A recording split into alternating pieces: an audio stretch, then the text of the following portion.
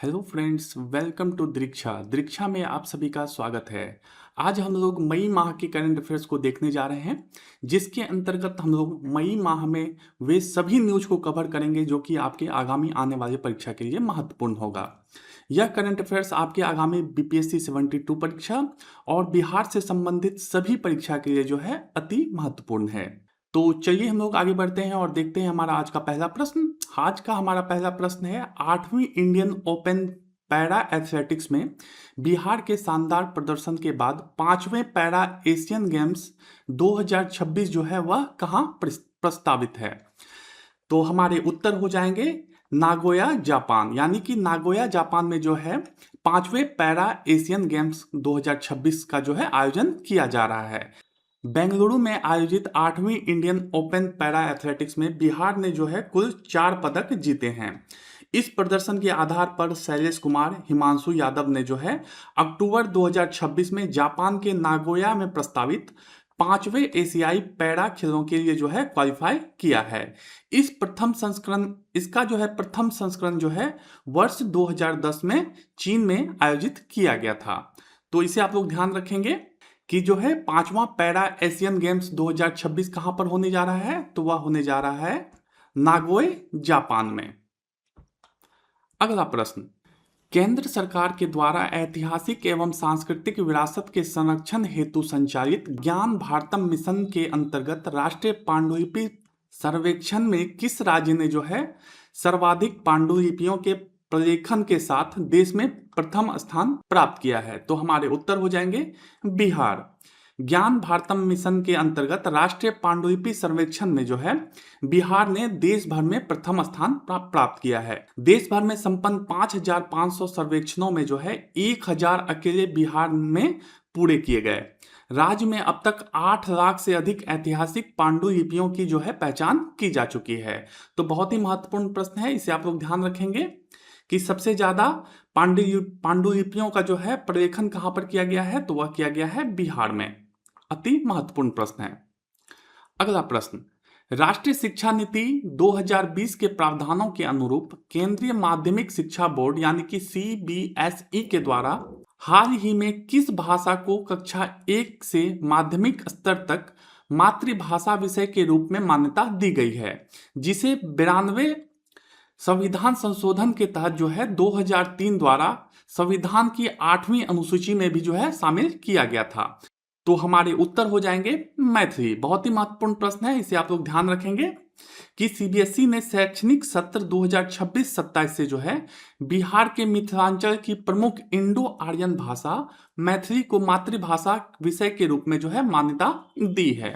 यह निर्णय प्राथमिक स्तर पर मातृभाषा में शिक्षा देने के एनईपी 2020 के लक्ष्य के अनुरूप है और मैथिली को जो है 2003 में संवैधानिक दर्जा प्राप्त हुआ था। तो इसमें बहुत सारी महत्वपूर्ण बातें हैं जिसे कि आप लोग याद रखना है। इसका संशोधन जो किया गया था वह 92 संशोधन के तहत जो है 2003 में 8वीं अनुसूची में मैथिली भाषा को सम्मिलित किया गया था। बहुत ही महत्वपूर्ण प्रश्न है, इसे आप लोग ध्यान रखिएगा। अगला प्रश्न, पटना में आयोजित राज्य के प्रथम बिहार एआई समिट 2026 के दौरान स्थानीय क्षेत्रीय भाषाओं के भाषाई अवरोध को समाप्त करने हेतु किस विशेष आर्टिफिशियल इंटेलिजेंस मॉडल के विकास पर चर्चा की गई, जो कि भोजपुरी, मैथिली और मगही जैसी भाषाओं को समझने में सक्षम होगी। तो हमारे उत्तर हो जाएंगे बिहार जीपीटी। तो इसे याद रखिएगा, बिहार जीपीटी। पटना में आयोजित 2 दिवसीय समिट में बिहार जीपीटी या नालंदा जीपीटी भी जिसे कहा जा रहा है के विकास पर चर्चा हुई, जो कि हिंदी और अंग्रेजी के साथ साथ भोजपुरी, मैथिली और मगही को समझने में जो है सक्षम होगा। साथ ही राज्य को तकनीकी हब बनाने और रोजगार सृजन हेतु जल्द ही एआई पॉलिसी लाने की घोषणा की गई है। तो इसे आप लोग ध्यान रखेंगे कि किस विशेष आर्टिफिशियल इंटेलिजेंस के विकास पर चर्चा की गई है, तो वह की गई है बिहार जीपीटी। अगला प्रश्न, बिहार मंत्रिमंडल के द्वारा राज्य में औद्योगिक निवेश और स्वच्छ ऊर्जा को प्रोत्साहित करने के निर्णय के संदर्भ में हाल ही में किस जिले के कुदरा में एक ग्रेन बेस्ड यानी कि अनाज आधारित इथेनॉल और पावर प्लांट स्थापित करने को प्रशासनिक स्वीकृति जो है प्रदान की गई है। तो बहुत ही महत्वपूर्ण प्रश्न है, इसे आप लोग ध्यान रखेंगे कि यह कहां पर प्रस्तावित किया गया है, तो वह किया गया है कैमूर में।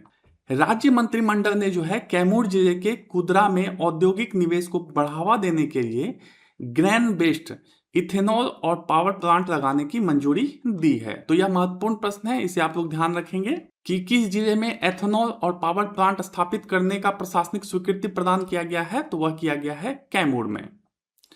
अगला प्रश्न, नीति आयोग के द्वारा जारी आकांक्षी जिला कार्यक्रम यानी कि एडीपी की नवीनतम डेल्टा रैंकिंग में बिहार के सीतामढ़ी जिले ने किस सामाजिक आर्थिक विषय में उत्कृष्ट प्रदर्शन करते हुए राष्ट्रीय स्तर पर प्रथम स्थान प्राप्त किया है? तो हमारे उत्तर हो जाएंगे कृषि और जल संसाधन।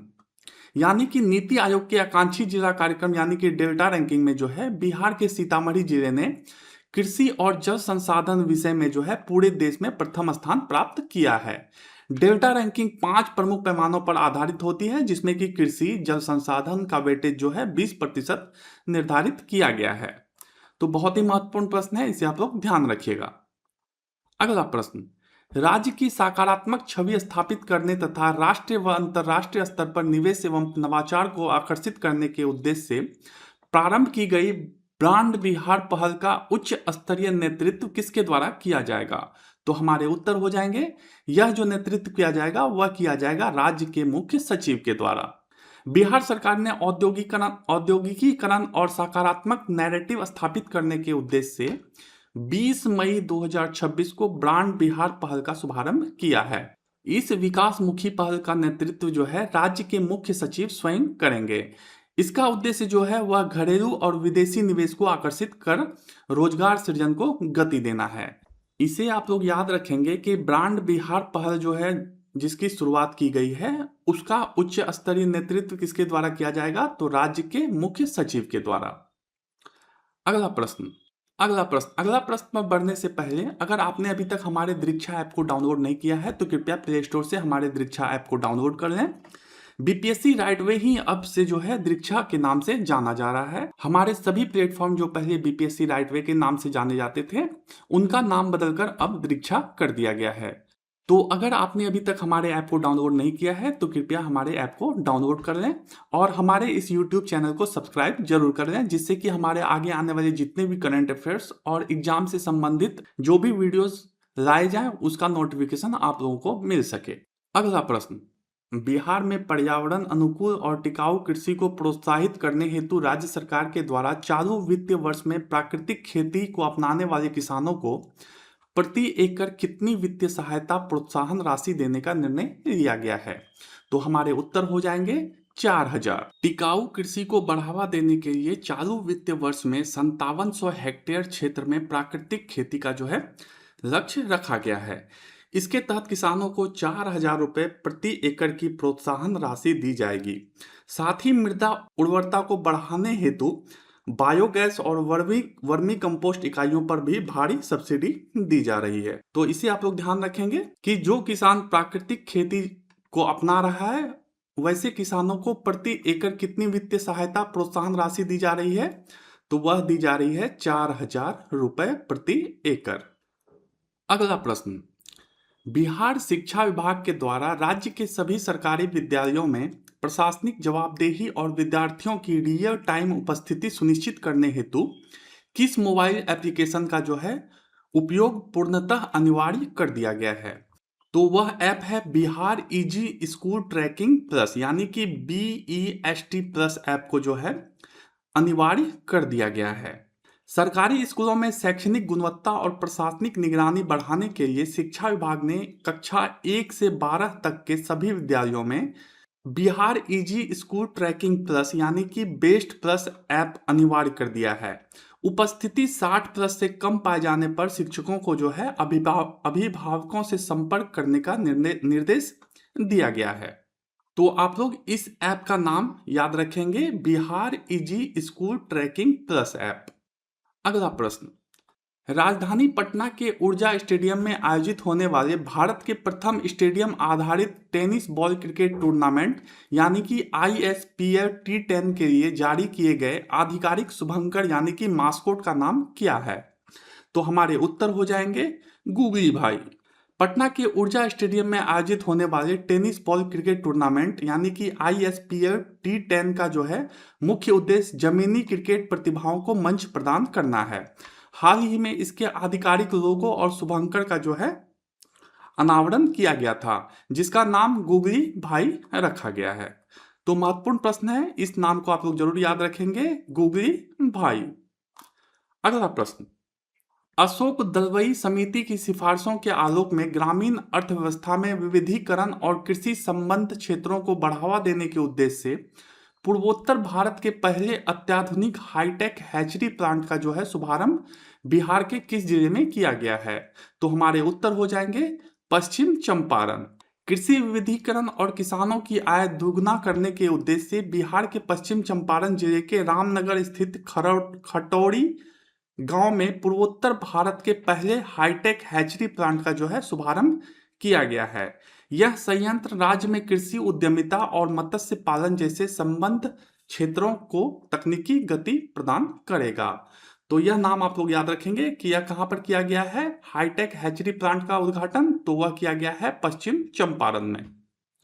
अगला प्रश्न, हमारा अगला प्रश्न है, आपराधिक न्याय प्रणाली और प्रशासनिक सुधारों के मूल्यांकन से संबंधित राष्ट्रीय अपराध रिकॉर्ड ब्यूरो यानी कि NCRB के नवीनतम आंकड़ों के अनुसार दर्ज मामलों के विरुद्ध न्यायालयों में आरोप पत्र दाखिल करने की दर जो है 81.3% के आधार पर बिहार को देश में कौन सा स्थान प्राप्त हुआ है?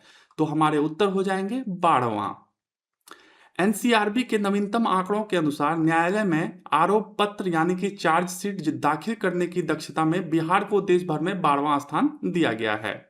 वर्ष 2024 के दौरान राज्य में दर्ज कुल मामले जो है 3,52,155 के आधार पर बिहार पुलिस के द्वारा जो है 81.3% मामलों में सफलतापूर्वक अनुसंधान पूरा कर आरोप पत्र दाखिल किया गया। तो इसमें आपको याद रखना है कि आरोप पत्र दाखिल करने में बिहार का स्थान कौन सा था, तो वह था 12वां। अगला प्रश्न, भारत की एक्ट ईस्ट नीति और बौद्ध कूटनीति यानी कि सॉफ्ट पावर के सुदृढ़ीकरण के क्रम में हाल ही में किस देश के राष्ट्रपति तो लाम ने बोधगया स्थित महाबोधि मंदिर तथा अपने देश के पारंपरिक मठ का दौरा करके द्विपक्षीय सांस्कृतिक संबंधों को जो है प्रगाढ़ किया है? बहुत ही महत्वपूर्ण प्रश्न है, इसे आप लोग ध्यान रखेंगे। इससे संबंधित एक प्रश्न अवश्य आएंगे आपके आगामी आने वाले परीक्षा में। तो हमारे उत्तर हो जाएंगे वियतनाम। वियतनाम के राष्ट्रपति तो लाम ने जो है अपनी भारत यात्रा के दौरान बोधगया स्थित यूनेस्को विश्व धरोहर स्थल यानी कि महाबोधि मंदिर और वियतनामी मठ का जो है दौरा किया। बौद्ध धर्म जो है भारत की सॉफ्ट पावर यानी कि कूटनीति का महत्वपूर्ण सेतु है।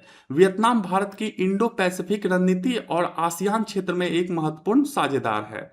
तो यह नाम आप लोग याद रखिएगा कि कौन आए थे, तो वह आए थे तो लाम और ये वियतनाम के राष्ट्रपति थे।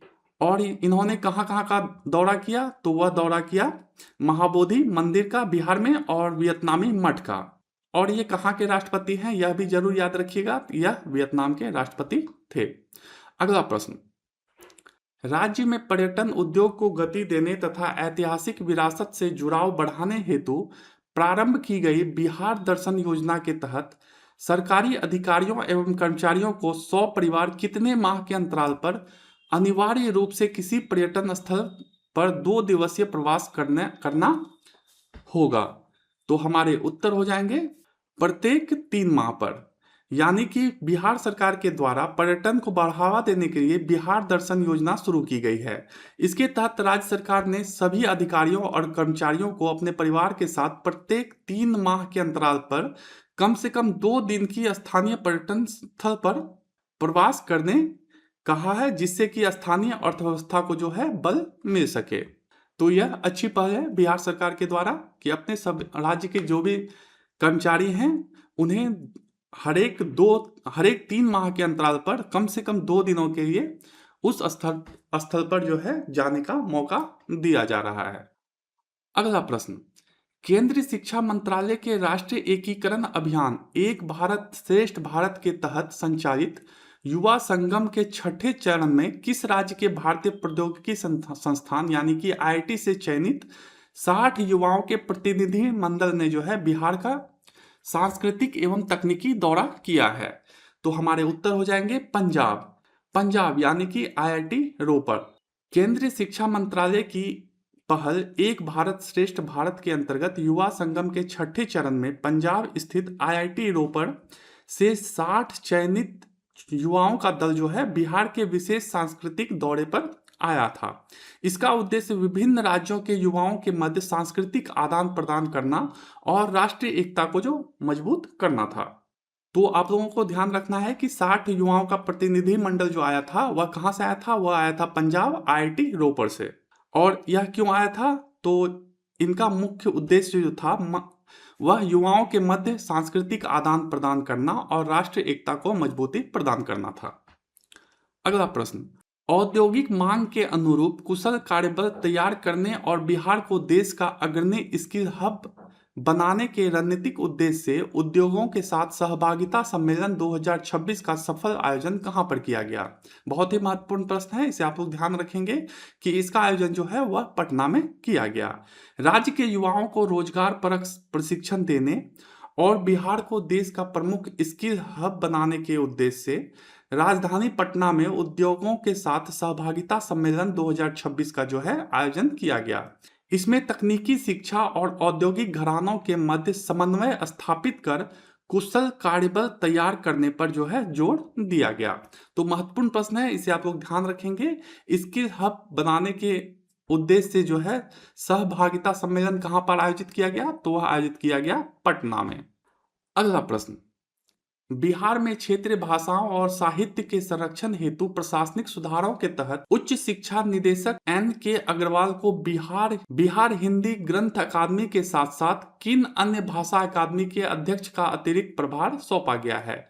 तो हमारे उत्तर हो जाएंगे अंगिका अकादमी। शिक्षा विभाग के द्वारा राज्य में भाषा और साहित्य के विकास को सुदृढ़ करने हेतु उच्च शिक्षा निदेशक N.K. अग्रवाल को बिहार हिंदी ग्रंथ अकादमी के साथ साथ अंगिका अकादमी के अध्यक्ष पद का अतिरिक्त प्रभार सौंपा गया है।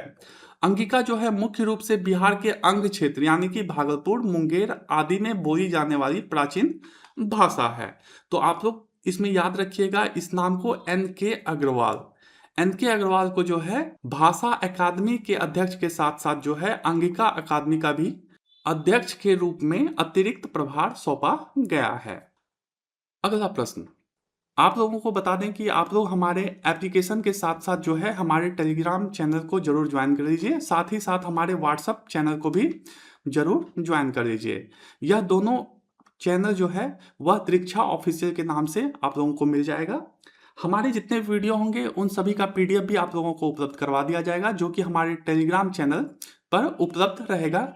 वीडियो पोस्ट होने के अगले दिन से जो है हमारे टेलीग्राम चैनल पर इसे पोस्ट कर दिया जाएगा। तो कृपया आप लोग हमारे टेलीग्राम चैनल को भी जरूर ज्वाइन कर लीजिए। अगला प्रश्न, बिहार में श्वेत क्रांति को प्रोत्साहन देने और दुग्ध उत्पादन क्षमता बढ़ाने के उद्देश्य से पूर्णिया के बाद राज्य का दूसरा अत्याधुनिक सीमेंट प्लांट किस जिले में स्थापित किए जाने का निर्णय लिया गया है? बहुत ही महत्वपूर्ण प्रश्न है, क्योंकि अभी तक जो है यह सीमेंट प्लांट केवल पूर्णिया में था, लेकिन इसके अलावा जो है लखीसराय में सीमेंट प्लांट बनाया जा रहा है। तो इस प्रश्न को आप लोग जरूर ध्यान रखिएगा कि राज्य में दुग्ध उत्पादन को अधिकतम करने के लिए पूर्णिया के बाद जो है लखीसराय में दूसरा अत्याधुनिक सीमेंट प्लांट स्थापित किया जा रहा है। इस क्रायोजेनिक तकनीक का क्या एक फायदा है? तो इसका यह फायदा है कि इसमें जो है गर्भाधान में 90% से अधिक संभावना केवल बछड़ियों यानी कि मादा पशुओं के जन्म की होती है, जिससे डेयरी क्षेत्र को जो है व्यापक लाभ मिलता है। तो इसे आप लोग ध्यान रखेंगे कि पूर्णिया के बाद लखीसराय में जो है सीमेंट सेंटर खोला जा रहा है। अगला प्रश्न, भारतीय पंचांग के अनुसार जब किसी चंद्रमास में सूर्य की कोई संक्रांति नहीं होती है तो उस अवधि में लगने वाले प्रसिद्ध एवं ऐतिहासिक मलमास मेला का भव्य आयोजन बिहार के किस पौराणिक स्थल पर किया गया है? तो हमारे उत्तर हो जाएंगे राजगीर। नालंदा जिले के ऐतिहासिक शहर राजगीर में जो है विश्व प्रसिद्ध मलमास मेले का भव्य आयोजन किया गया। धार्मिक मान्यताओं के अनुसार अधिक मास की अवधि में 33 कोटि देवी देवताओं का जो है राजगीर में प्रवास होता है। इस दौरान देश विदेश से श्रद्धालु राजगीर के गर्म जल कुंडों जैसे कि ब्रह्म कुंड में पवित्र स्नान करने के लिए आते हैं। तो आप लोग इसमें ध्यान रखिएगा कि मलमास मेला का आयोजन कहाँ पे किया जाता है, तो वह किया जाता है राजगीर में। अगला प्रश्न, स्वीडन में आयोजित para swim open Falkenberg international championship में राष्ट्रीय रिकॉर्ड के साथ कांस्य पदक जीतकर आगामी एशियाई पैरा खेलों के लिए क्वालिफाई करने वाले अंतर्राष्ट्रीय तैराक शम्स आलम बिहार के किस जिले के मूल निवासी हैं? तो हमारे उत्तर हो जाएंगे मधुबनी। यह शम्स आलम जो है वह मधुबनी से संबंधित हैं। बिहार के मधुबनी जिले के अंतर्राष्ट्रीय पैरा तैराक शम्स आलम ने जो है स्वीडन में आयोजित para Olympic swim open Falkenberg international championship की 100 मीटर ब्रेस्ट स्ट्रोक स्पर्धा में जो है कांस्य पदक जीता और नया राष्ट्रीय रिकॉर्ड स्थापित किया। इस उत्कृष्ट प्रदर्शन के आधार पर उन्हें आगामी एशियाई पैरा खेलों के लिए जो है क्वालिफाई कर लिया गया है। तो आप लोग जरूर याद रखेंगे कि शम्स आलम जो है वह मधुबनी जिले से संबंधित है। अगला प्रश्न, बिहार में पंचायती राज व्यवस्था और ग्रामीण अर्थव्यवस्था को आत्मनिर्भर बनाने के लिए महात्मा गांधी राष्ट्रीय ग्रामीण रोजगार गारंटी योजना के अंतर्गत राज्य के 14 चयनित जिलों में से कुल कितने नए ग्रामीण हाट विकसित करने का निर्णय लिया गया है? तो हमारे उत्तर हो जाएंगे 725। पंचायती राज विभाग और ग्रामीण कार्य विभाग के द्वारा ग्रामीण अर्थव्यवस्था को सुदृढ़ करने हेतु मनरेगा योजना के तहत 14 जिलों में 725 नए ग्रामीण हाट बनाने का निर्णय लिया गया है। इसका उद्देश्य स्थानीय किसानों, कारीगरों और महिला स्वयं सहायता समूहों को बिचौलियों के बिना सीधे बाजार उपलब्ध कराना है। तो आप लोगों को याद रखना है कि मनरेगा के तहत कितने ग्रामीण हाट जो है वह नए बनाए जा रहे हैं, तो वह है 725। अगला प्रश्न, बिहार में नकदी फसलों के उत्पादन को प्रोत्साहित करने और छोटे किसानों की कृषि लागत को कम करने हेतु गन्ना यंत्रीकरण योजना के तहत राज्य के सभी कार्यरत चीनी मिलों के लिए किसका संचालन करना अनिवार्य कर दिया गया है? तो हमारे उत्तर हो जाएंगे कस्टमर हायरिंग सेंटर यानी कि CHCS का जो है संचालन करना अनिवार्य कर दिया गया है। कृषि आधुनिकीकरण और उत्पादन लागत घटाने के लिए गन्ना यंत्रीकरण योजना के तहत राज्य के सभी कार्यरत चीनी मिलों के लिए कस्टमर हायरिंग सेंटर सर्विस यानी कि CHCS का जो है संचालन अनिवार्य कर दिया गया है। इसके माध्यम से छोटे एवं सीमांत गन्ना किसानों को महंगी कृषि मशीनरियों को जो है वह रियायती दाम पर उपलब्ध करवाई जाएगी। अगला प्रश्न, बिहार की एक्ट ईस्ट नीति के तहत दक्षिण पूर्व एशियाई देशों यानी कि आसियान के लिए भारत का एकमात्र स्थलीय प्रवेश द्वार यानी कि लैंड गेटवे कौन सा देश है? तो हमारे उत्तर हो जाएंगे म्यांमार। म्यांमार भारत की एक्ट ईस्ट और नेबरहुड फर्स्ट नीति का प्रमुख स्तंभ तथा आसियान देशों के लिए भारत का एकमात्र स्थलीय प्रवेश द्वार है। भारत के 4 पूर्वोत्तर राज्यों से सटी इसकी 1643 किलोमीटर लंबी सीमा जो है आंतरिक सुरक्षा के लिए अत्यंत महत्वपूर्ण है, जहां कनेक्टिविटी हेतु जो है कालादान मल्टी मॉडल प्रोजेक्ट जैसे रणनीतिक पहलें संचालित की जा रही है। तो म्यांमार जो है वह बहुत ही ज्यादा मायने रखता है भारत के लिए और यह जो है एक्ट ईस्ट और नेबरहुड फर्स्ट नीति का जो है प्रमुख स्तंभ है। और भारत कितनी लंबी जो है सीमा रेखा साझा करता है? तो भारत जो है 1643 किलोमीटर लंबी सीमा जो है साझा करता है म्यांमार के साथ। अगला प्रश्न, बिहार सरकार के द्वारा बुनियादी ढांचे के विकास को गति देने हेतु लागू की गई बिहार रैयत भूमि क्रय नीति 2026 के तहत ग्रामीण क्षेत्रों में किसानों से भूमि क्रय करने पर निर्धारित दर का अधिकतम कितने गुना तक मुआवजा देने का प्रावधान किया गया है? तो हमारे उत्तर हो जाएंगे 4 गुना।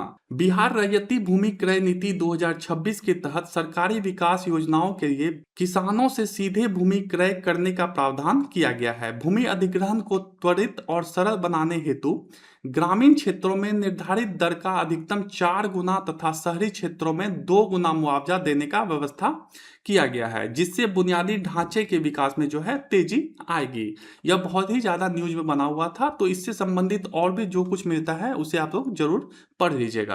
अगला प्रश्न, वर्ष 2026 में पारंपरिक डोमकच लोक नृत्य के संरक्षण हेतु बिहार के किस विभूति को मरणोपरांत पद्मश्री से सम्मानित किया गया था? तो बहुत ही ज़्यादा महत्वपूर्ण प्रश्न है, इसे आप लोग ध्यान रखेंगे कि विश्व बंधु को जो है यह सम्मान दिया गया, और यह सम्मान जो है वह मरणोपरांत दिया गया विश्व बंधु को। और किसके लिए दिया गया? तो डोमकच लोक नृत्य के लिए दिया गया। इसके अतिरिक्त डॉक्टर गोपाल जी त्रिवेदी को भी दिया गया। उन्हें किसके लिए दिया गया? तो कृषि विज्ञान, जिसमें कि लीची संरक्षण के लिए दिया गया। इसके अलावा भरत सिंह भारती को भी जो है यह पुरस्कार दिया गया, और वह किसके लिए दिया गया? तो वह भोजपुरी लोक संगीत के लिए दिया गया। तो इस तीनों नाम को आप लोग अवश्य याद रखेंगे, और इस तीनों में जो है केवल विश्व बंधु को मरणोपरांत यह पुरस्कार दिया गया है। अगला प्रश्न, हमारा अगला प्रश्न है, बिहार में आम नागरिकों की जन शिकायतों के त्वरित समाधान हेतु प्रारंभ किए गए सहयोग शिविर का शुभारंभ किस जिले की डुमरी बुजुर्ग पंचायत से किया गया? तो हमारे उत्तर हो जाएंगे सारण। शिकायतों के त्वरित समाधान हेतु मुख्यमंत्री ने 19 मई 2026 को सारण की डुमरी बुजुर्ग पंचायत से राज्यव्यापी सहयोग शिविर का शुभारंभ किया। प्रत्येक पंचायत में माह के पहले व तीसरे मंगलवार को लगने वाले इस शिविरों में अधिकारियों को 30 दिनों के भीतर सभी शिकायतों का 100% निष्पादन करना अनिवार्य किया गया।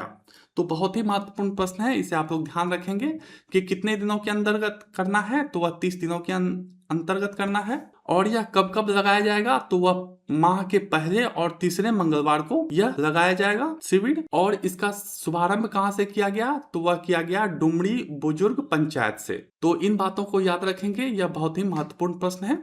तो यह थे हमारे आज के मई माह के वे सभी महत्वपूर्ण करंट अफेयर्स, जो कि आपके आगामी आने वाली परीक्षा के लिए जो है बहुत ही महत्वपूर्ण साबित हो सकते हैं। तो आप लोग इस वीडियो को अच्छे से देखिए और रिवीजन कीजिए। मिलते हैं हम लोग अगले वीडियो में, तब तक के लिए हमारे साथ बने रहने के लिए आप सभी का बहुत बहुत धन्यवाद।